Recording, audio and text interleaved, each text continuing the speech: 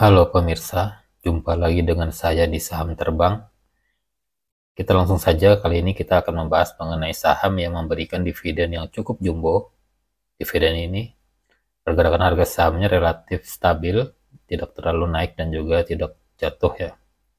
Sahamnya cukup kuat fundamentalnya. Kita bisa melakukan dollar cost averaging atau cicilan dengan modal sekitar 200 ribu rupiah per bulan ya. Dengan syarat setiap dividen yang kita terima setiap tahun itu kita akumulasi lagi ke modalnya ya, atau dengan kata lain compounding interest. Nah, ini akan menggulung dari uh, investasi kita tersebut ya di saham. Kita lihat berapakah hasilnya selama 10 tahun. Disclaimer dulu, ini bukan ajakan untuk menjual atau membeli saham tertentu. Silahkan lakukan analisa lebih lanjut. Nah, kode sahamnya adalah DEMAS. Ini yaitu PT Pura Delta Lestari Tbk. Letaknya di Jalan Tol Jakarta Cikampek, kilometer 37, Cikarang, Bekasi. Ini memang area industri di sini ya. Total areanya 3.185 hektar. Didirikan sekitar tahun 1993 dan mulai IPO tahun 2015. Nah, ini joint venture antara Sojitz, sebuah perusahaan dari Jepang, dan juga Sinarmas Land ya. Kita tahu sendiri Sinarmas perusahaan yang bagus. Bagaimana dengan bisnis model perusahaannya? Ini saya ambil dari company presentation ya, yang ada di webnya Pura Delta. Nah, ini kepemilikannya. Sojitz Corporation ini memiliki 25%. PT Sumber Arus Mulia atau anak dari Sinarmas Land ini memiliki 57,28%. Sisanya publik cukup kecil, 17,72%. Namun jumlah saham yang dimiliki totalnya sekitar 48 miliar lembar saham. Pura Delta sendiri memiliki anak perusahaan yaitu Pembangunan Delta Mas dan juga PT Panahom Delta Mas Indonesia. Nah, Delta Mas ini memiliki 3 sektor industri ya, yaitu area industrial, kemudian area komersial, dan juga area residensial. Banyak sekali perusahaan-perusahaan yang menyewa di situ ya, atau bahkan membeli landnya dari Delta Mas tersebut. Nanti kita akan bahas lebih lanjut.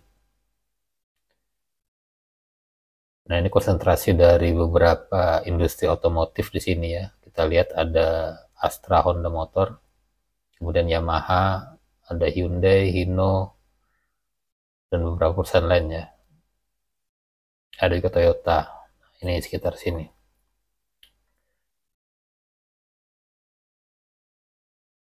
Lalu ini juga pas kita masuk ke kota Delta Mas, ini direct aksesnya ya, di sekitar tol Cikampek, kilometer 37.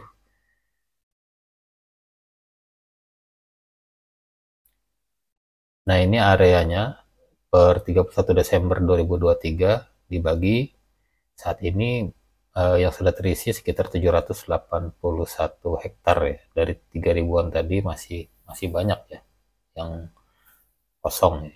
Jadi masih panjang ini proyeknya.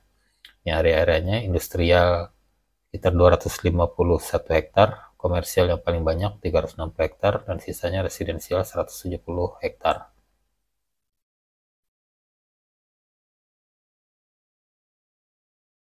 Nah, ini satu dari industrial estate yang terbesar ya di sepanjang Japek ini.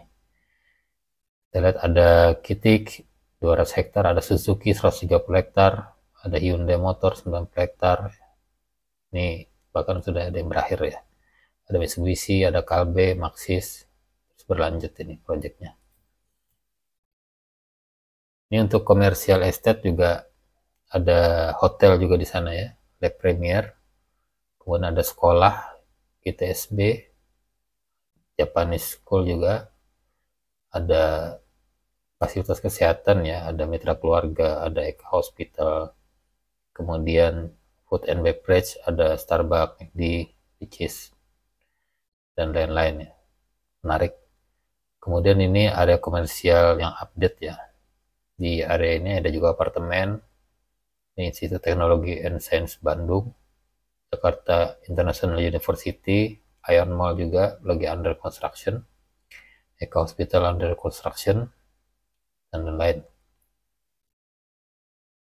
Lalu untuk residensial, ini produk utamanya adalah landed house, cluster-cluster ya.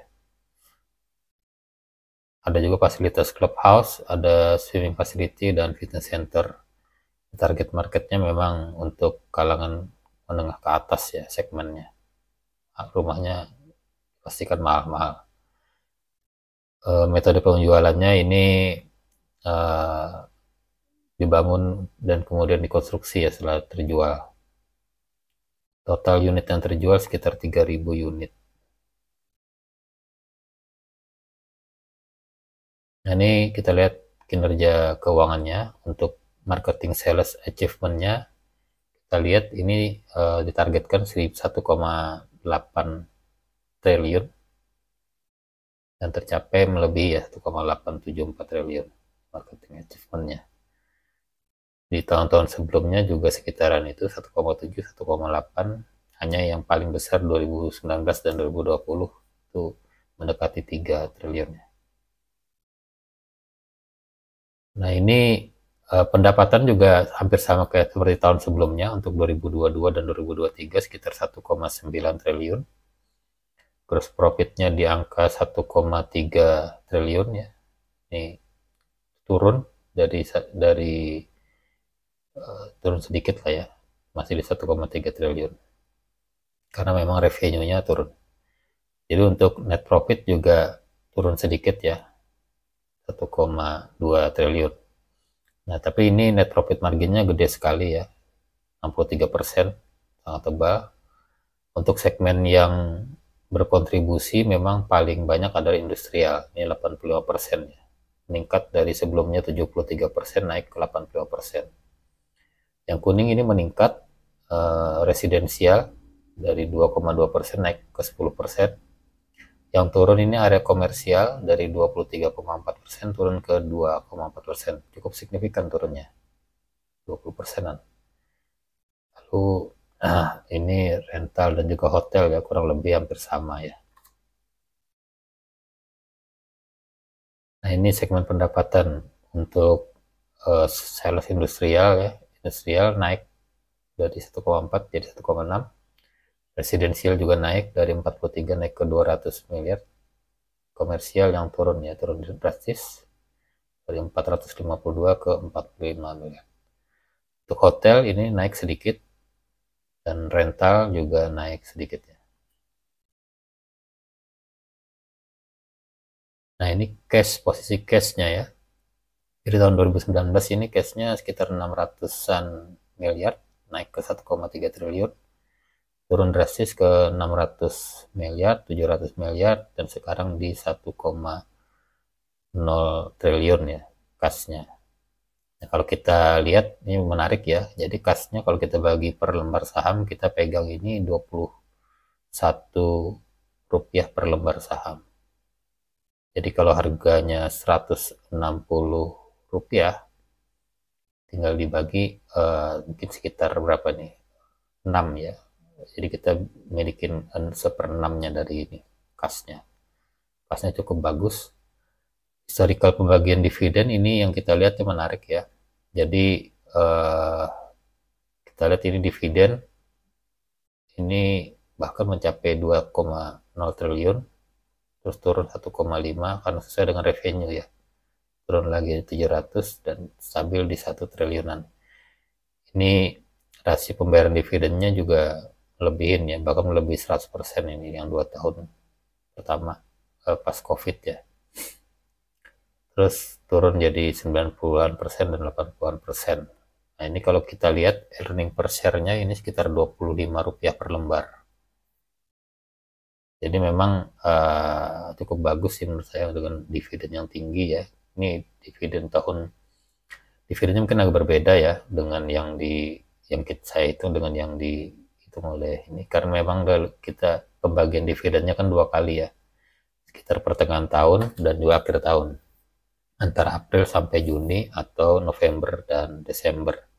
Jadi pas ada kasnya di situ, ini kan kayak menghitungnya berdasarkan akhir tahun saja, tapi tetap dividennya paling tinggi ya. Nah, kita lihat untuk simulasi dividen yang saya hitung dengan metode dollar cost averaging atau cicil sekitar 200.000 sampai bahkan 2 juta per bulan. Jadi kalau kita coba dengan 200.000 itu berapa? Nah, asumsinya memang ini tidak boleh diambil dividennya ya, kita masukin lagi ke dalam portofolio kita agar bertambah terus, dan kita rajin untuk menabung minimal 200.000 per bulan.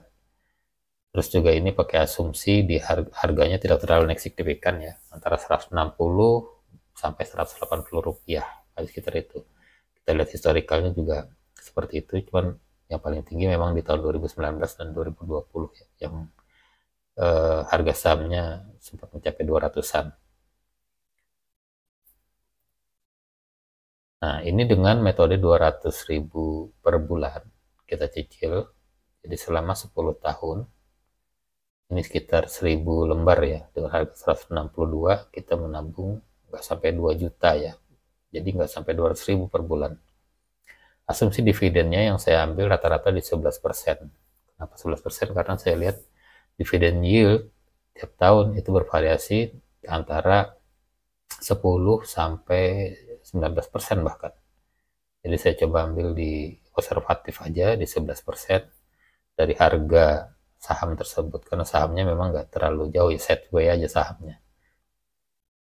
Jadi kita hanya mengandalkan dari dividen yang kita terima. Nah, ini dividennya tahun pertama hanya 200.000, kita masukin lagi ke dalam portofolio kita, tahun berikutnya jadi 455.000, tahun berikutnya lagi dari 300.000-an sampai tahun ke-10 kita terima 3,7 juta ya. Total portofolio kita 37 juta semuanya dengan dividen tersebut. Kalau kita hanya nabung biasa 2 juta per tahun gitu, 2 juta per tahun, 10 tahun kan 20 juta ya. Nah, ini karena ada dividen tersebut, maka ini bisa meningkat menjadi 37 juta. Bagaimana kalau 500.000 per bulan? 500.000 per bulan untuk lebih banyak lagi tentunya ya. Jadi ini nggak sampai 5 juta per tahunnya, jadi memang nggak sampai 500.000 ya. Kalau teman-teman bisa menyisihkan 500.000 itu bagus. Jadi dengan metode yang sama seperti tadi, nanti di tahun ke-10 kita dapat cuan 9 juta per tahun. Nah, dengan asumsi ini kita bisa meninggikan sesuai kemampuan kita ya. Bagaimana kalau kita mau freedom, financial freedom, berapa yang harus kita perlukan. Ya, tinggal kita lihat kebutuhan kita. Kalau memang kebutuhan kita setahun di 200 juta, berarti dengan asumsi 10% dividen ya kita harus punya 2 miliar ya, 2 miliar di saham Demas ini. Maka kita akan dapat dividen 200 juta per tahun. Seperti itu. Nah, ini dengan asumsi 1 juta per bulan. 1 juta per bulan setahunnya nggak sampai 10 juta ini ya. Jadi ini sangat agresif, jadi bisa sampai di tahun ke-10 itu hampir 200 juta dana kita ya. Apalagi kalau kita sampai 2 juta per bulan. Nah, 2 juta per bulan ini bisa sampai 449 juta. Jadi jauh ya antara, kita lihat aja yang kuning ini, antara 1 juta dengan 2 juta ini memang naiknya 2 kali lipat ya, sesuai dengan dana yang kita kelola.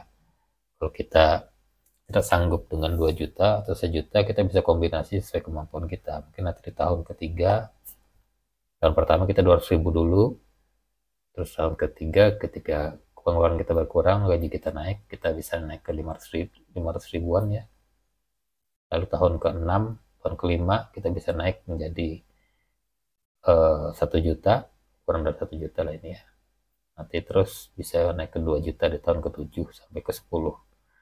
Nah, ini nanti memang di atas sedikit ya dari yang 1 juta, yaitu 19 juta kita dapat dividen setiap tahun dengan total portofolio kita di 200 juta. Itu tadi, jika kalian ingin financial freedom, maka kalian harus hitung pengeluaran kalian berapa per bulan dikalikan setahunnya. Jadi kalau per bulannya 10 juta, kalau dikalikan setahun jadi 120 juta.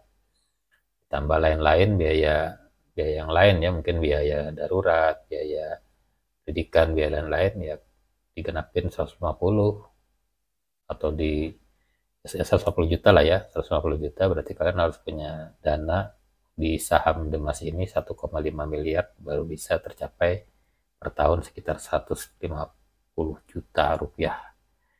Dan itu kalian mungkin sudah berpikir untuk financial freedom atau bahkan menambah lagi portofolio di Demas agar bisa